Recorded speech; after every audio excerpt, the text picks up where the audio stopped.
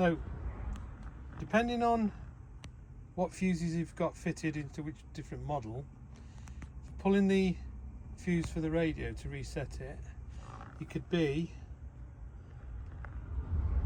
151. This truck doesn't have it. R112. This truck doesn't have it. And yet there's another one. 155. This truck does have it. So you have to have a look round. If it's not there straight away, say for instance you have 151, pull it, that's the one. But this one, I'll show you.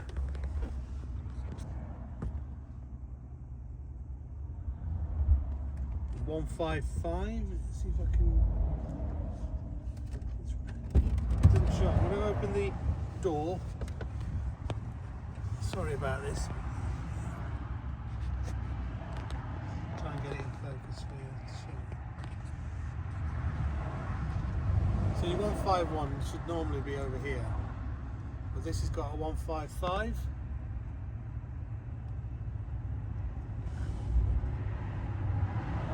See, it's a 15 amp there. What you do, you pull that, pull it out. Let me get back and shut the door. See by the traffic. So you pull it, count 10 seconds, put it back in, and if it doesn't do it, keep doing it a couple of times, 3-4 times, till it finally resets itself.